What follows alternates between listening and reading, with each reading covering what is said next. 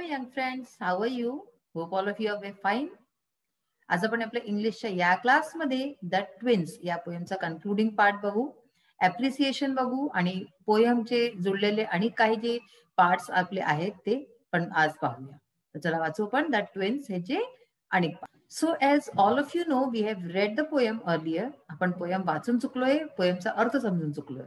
Poem कोणत्या बाबतीत आहे ते पण आज आपण समजून चुकलेलं आहोत आधीच, की ट्विन्स म्हणजे जे जुळे आहेत, दोन जुळ्या भावांची गोष्ट आहे. त्यातनं एक जुळा भाऊ स्पीकर आहे या पोएमचा आणि तो सांगतोय की त्याला किती त्रास झाले आपल्या लाईफमध्ये जुळ्या होण्याच्या कारणाने, कारण की त्याच्यासारखा सेम त्याचा भाऊ आहे. दिसण्यामध्ये, चालण्यामध्ये, वागण्यामध्ये, बोलण्यामध्ये, सगळ्यामध्ये सेम टू सेम ते लोक एकासारखे. त्यामुळे त्याला जन्मापासून घेऊन ते मृत्यूपर्यंत त्याला किती म्हणजे कष्ट झाले ह्याच्यावरती आहे. बेसिकली कॉमिक पोएम आहे एक, म्हणजे की आपल्याला हसू अशा प्रकारची आहे. आणि जो जुळा आहे तो आपला दुःख सांगतोय की कसं तो जेव्हा जन्म झाला तेव्हा तो एकासारखे होते, त्याला कळलं नाही की कोण जुळा आहे कुणाचा. त्यानंतर कशा प्रकारे जेव्हा त्यांचं नामकरण व्हायचं होतं तर दोघं मिक्स होऊन गेले आणि एकामेकाचे नाव मिळवून गेले. नंतर शाळेत कसं त्यांना किती त्रास पाहावा लागला, कारण की त्याचा भाऊ चूक करायचा आणि ह्याला मार पडायची. आणि अशाच प्रकारे जेव्हा लग्न झालं तेव्हा ह्याची जी होणारी वाईफ होती ती त्याच्या भावाची बनून गेली.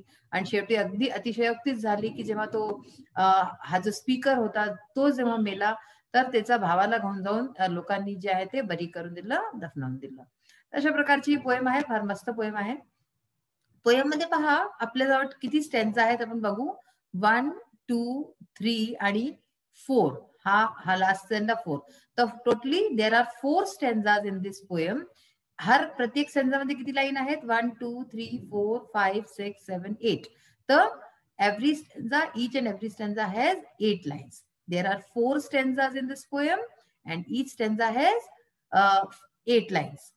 Then next की आपल्याला पाहायचं की रायमिंग स्कीम काय आहे. तर रायमिंग स्कीम मध्ये आपण काय बघतो, पहिलं ए असतं, दुसरं बी असतं. जर एकासारखं नाहीये तर लिम्ब ब्रदर तर एकासारखा नाहीये तर A B.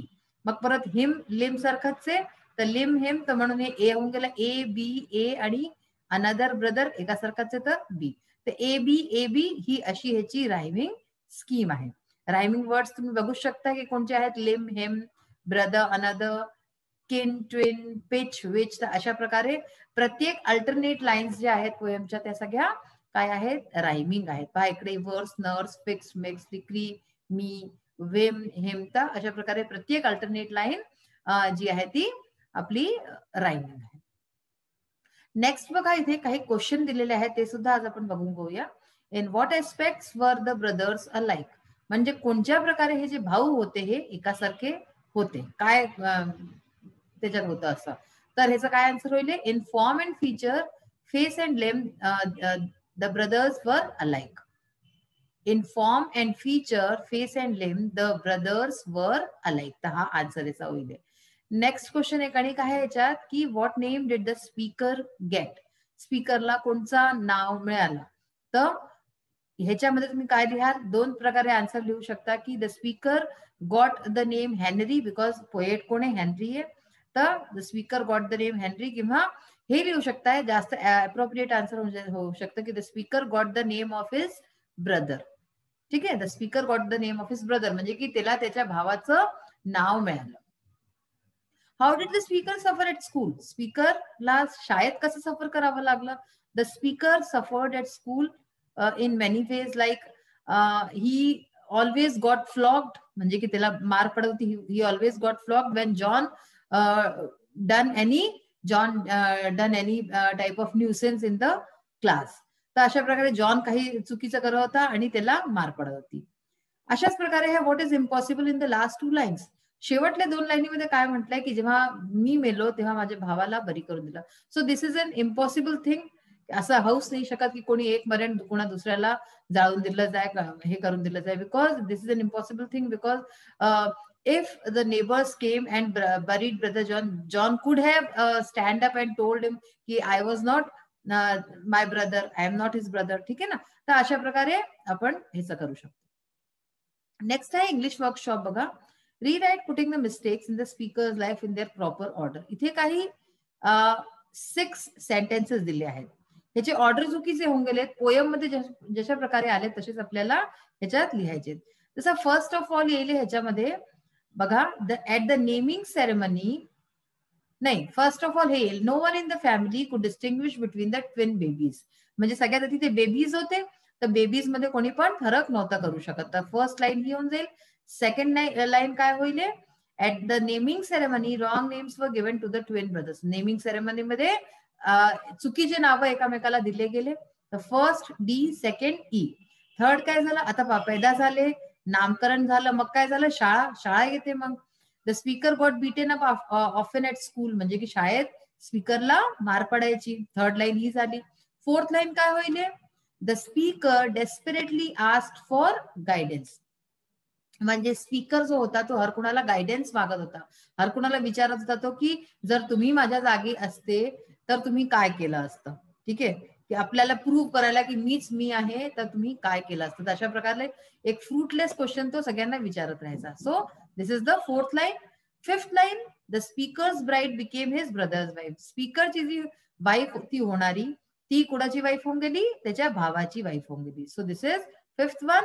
And last one is even in death the twins were not spared during burial. म्हणजे की त्यांची जेव्हा मृत्यू झाली तेव्हा सुद्धा ही हे जे ट्विन्स होते ह्यांचा जो एकामेकाचा दिसण्याचा हे होतं ह्याच्यात पिछा नाही सोडला आणि एक मेला आणि दुसऱ्याला जे आहे बरी करून दिलं गेलं. अशा प्रकारे ही सिक्स लाईन झाली. तर परत सांगते, फर्स्ट कोणची आहे, फर्स्ट डी आहे, सेकंड ई आहे, थर्ड आहे तुमची ए आणि फोर्थ आहे तुमची सी आणि त्याच्यानंतर फिफ्थ आहे बी आणि सिक्स्थ आहे एफ. अशा प्रकारे हे लाईन्स आहेत. ह्याच्यानंतर हे ऑलमोस्ट सगळे आपण करून चुकलेले आहोत. जे थोडे बहुत वाचलेले एक्सरसाइज आहेत ते आज आपण करणारच आहे. समरी सुद्धा करून चुकलो आणि ऍप्रिसिएशन आज आपल्याला लिहायची आहे. ऍप्रिसिएशनचे मेन पॉइंट्स तुम्हाला लक्षातच असतील. काय काय लिहितो आपण, टायटल लिहितो, पोएट लिहितो आणि त्याच्या अलावा रायमिंग स्कीम काय आहे, रायमिंग जे आहे कशा प्रकारे आहे, किती पोयम, किती स्टेन्झा आहे, किती लाईन्स आहे, ते सगळे लिहितो. त्याचे फीचर्स लिहितो की कोणचे कोणचे आपण ह्याच्यामध्ये काय आहे, काय विशेषता आहे पोयम मध्ये.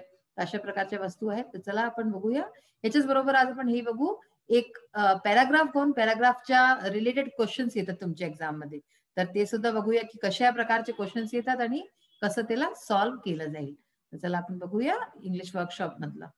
So we will start with the appreciation of the poem. Appreciation, first of all title. We will write the title. The title of the poem is the twins. म्हणजे टायटल काय आहे पोएमची, the twins. Name of the poet, the name of the poet is Henry S Leigh. तुम्हाला हे नेहमी लक्षात ठेवावं लागेल की पोएट कोण आहे. प्रत्येक पोएमचा पोएट तुम्हाला लक्षात ठेवावं लागेल. त्यांचं नाव, स्पेलिंग वगैरे तुम्ही अगदी नीट लिहून लिहून लर्न करा, पण त्यांना लर्न ठेवा. Rhyme scheme, the rhyme scheme of the poem is A B A B. Next, figure of speech. Figure of speech कोणते यूज झाले आहेत, एलिट्रेशन, हायपरबोल आणि पन. हेच आपण वाक्य सेशन मध्ये एक्झाम्पल सुद्धा बघितले होते. नेक्स्ट आहे थीम और central idea. The central idea of the poem is the problems faced by one of the identical twins. म्हणजे की जे प्रॉब्लेम्स आहेत, जे की दोन आयडेंटिकल ट्विन्स आहेत त्यापैकी एक आपला प्रॉब्लेम सांगतोय आणि तीच ह्याची सेंट्रल आयडिया आहे. All the problems are so exaggerated that they create humorous effect. इतके जास्त एक्झॅजरेट केले गेलेत, अतिशयोक्ती केली गेली की ह्युमरस इफेक्ट येतं, त्याचं तिला वाचून हसू येतं. Still the poet achieves a balance by making the reader believe, at least for a short time, the way of thinking of his argument. पण तरी सुद्धा पोएट जो आहे तो ह्याच्यामध्ये सफल होतो की जो पोएम वाचतोय, यानी की जो पाठक आहे तो जो आहे तो बिलीव्ह करतो त्याच्या गोष्टींमध्ये, तो विश्वास करतो की हो असं झालं असेल. आणि हीच त्याची सगळ्यात मोठी सफलता आहे की फॉर अ शॉर्ट टाइम, भलेही थोड्या वेळा करता सही, पण तरी पण तो बिलीव्ह करतो त्या पोएटच्या गोष्टींची. The way of thinking of his argument, ज्या प्रकारे तो आर्ग्यू करून आपल्या गोष्टी समोर ठेवतोय सगळ्यांच्या. तर पोएट जे आहे तो रीडरला कन्व्हिन्स करायमध्ये अगदी सफल झालेला आहे की तो ह्या पोएम मध्ये जे काही म्हणतोय ते एकदम बरोबर आहे आणि थोड्याच वेळेला सही, पण रीडर या गोष्टीची कन्व्हिन्स होऊन जातो की हो असं झालं असेल आणि असं होऊ शकतं. तर ह्याच्यामध्ये जे आहे रीडरला कन्व्हिन्स करायमध्ये पोएट जो आहे तो सफल राहिला आहे. The way of thinking of his argument, argument ज्या प्रकारे देतो, आपले पक्ष ज्या प्रकारे ठेवतो पोएट, ते रीडर पर्यंत पोहोचते. आता बघा, read the extract and do the activities, अशा प्रकारचे क्वेश्चन्स येतात तुमच्या एक्झाम्स मध्ये. Complete the following sentences using the information from the extract. तुम्हाला एक एक्स्ट्रॅक्ट दिलेला असतो आणि ते वाचून जो आहे तुम्हाला ह्याच्याशी रिलेटेड जे सेंटेन्सेस आहेत ते कम्प्लीट करायचे असतात. ऍज टू बिलकुल अगदी तसेच नाही असतात, हे तुम्ही लक्षात ठेवा. ते थोडंसं चेंज करून त्याला देतात आणि ते तुम्हाला जे आहे पाहून आणि नीट समजून करावं लागेल. The narrator got flogged when John turned out a fool. The narrator got a punishment with a flogging. म्हणजे की हे सगळे जितके अंडरलाईन वर्ड्स आहेत तुम्हाला कळलं असेल की हे आपण जे आहे ह्याच्यामध्ये फिल केलेले आहेत. एवढा पार्ट दिलेला आहे आणि एवढा पार्ट जो अंडरलाईन पार्ट आहे तो आपण नंतर भरलाय. His likeness with his brother dog points footsteps at school.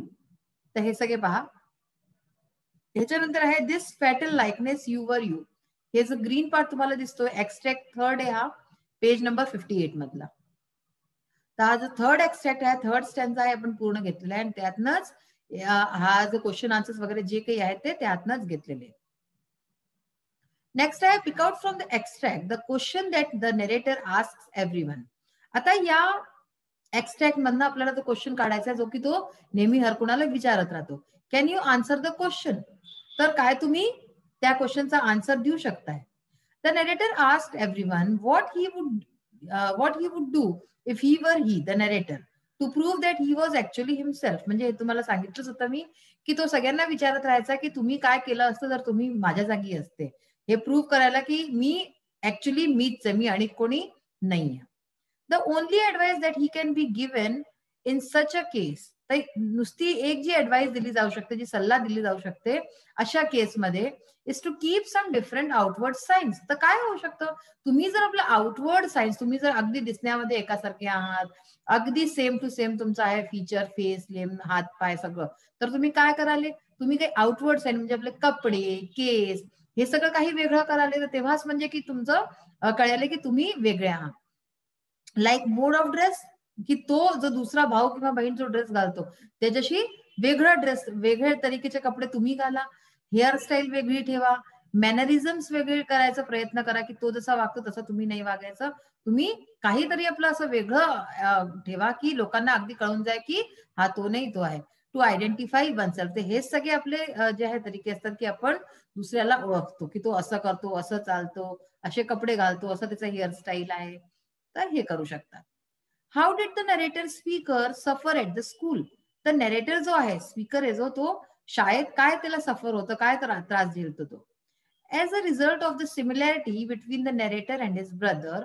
म्हणजे नरेटर मध्ये, स्पीकर मध्ये आणि त्याच्या भावामध्ये जी इतकी भयंकर सिमिलॅरिटी असते त्याच्यानी काय होतं result, he was always getting bitten for the mistakes committed at school by his brother. त्याच्याने काय होत होतं की स्पीकरला नेहमी मार पडायची त्या चुकांकरता जे की त्याचा भाऊ करत होता. त्याचा भाऊ चुका करायचा आणि मार हिला पडायची, कारण की हे दोघं एकासारखे दिसायचे तर टीचरला कळायचंच नाही. Write the rhyming words for the following from the extract. आता जर तुम्हाला अशा प्रकारचे कोणते आले की रायमिंग वर्ड्स लिहा, तर हे तुम्हाला सिंपल आहे, तुम्ही पाहू शकता, लिहू शकता. Dog, flog, new, you, school, fool, fruitlessly, me. Right line from the extract that shows the figure of speech hyperbole. आता याच्यासाठी तुम्हाला माहिती असले पाहिजे की सगळे जे फिगर्स ऑफ स्पीच आहेत त्याच्यात कशात काय म्हणतात. जसं तुम्हाला आतापर्यंत खूपदा सांगून चुकले मी, इलेक्ट्रिशियन मध्ये काय असतं की एका शब्दाची आवृत्ती परत परत होते. ठीक आहे, तर हायपरबोल मध्ये काय असतं, अतिशयोक्ती आहे. And I was always getting flog for John turn out a fool. The lines are exaggerated for creating humour. म्हणजे की ह्युमर पैदा करायकरता, हसू पैदा करायकरता काय झालंय, खूप एक्झॅजरेशन केलं गेलंय की मला मार पडत होती आणि जॉन जे आहे तो चुका करत होता, जॉन मूर्खता करत होता आणि मला मार पडत होती. तर तो बोलूही शकत होता ना किंवा मी तो नाही आहे असं काही प्रूफ देऊ शकत होता, पण तो मार खाऊन घेत होता. तर अशा प्रकारे हा सेशन तर आपला आज इथेच संपलेला आहे. पोयम खूप छान होती, नक्कीच तुम्हाला आवडली असेल. ह्याचं समरी, ऍप्रिसिएशन हे सगळं तुम्ही नीट प्रकारे वाचा आणि लर्न करा. ऍप्रिसिएशन कसं लिहितात हे आतापर्यंत तुम्हाला नक्कीच कळून गेलं असेल की म्हणजे कोणतंही ऍप्रिसिएशन आहे तर तुम्ही आता स्वतः लिहू शकता. त्याचे मेन मेन पॉइंट्स काय आहेत तुम्हाला मेनली ते आठवण ठेवायचे आहेत की त्याच्यात title, name of the poet आणि त्याच्यानंतर रायमिंग स्कीम, अशा प्रकारे जे मेन टायटल्स आहेत ते तुम्ही लिहत चलाले आणि तर मग तुमच्याकरता सोपं होऊन जाईल थोडंसं काम. मग इतकं कठीण नाही राहणार आहे. आणि अशाच प्रकारे प्रत्येक पोयमचे पोएट वगैरे सगळे तुम्हाला लक्षात करावे लागतील, पाठ करावेच लागतील. नावं थोडे कठीण असतील, इंग्लिश नेम्स आहेत, तर तुम्ही लिहून लर्न करा. आजचा सेशन आपला इथेच फिनिश होतो. नेक्स्ट सेशन मध्ये न्यू चॅप्टर बरोबर परत भेटूया. Till then bye, have a nice day. Thank you.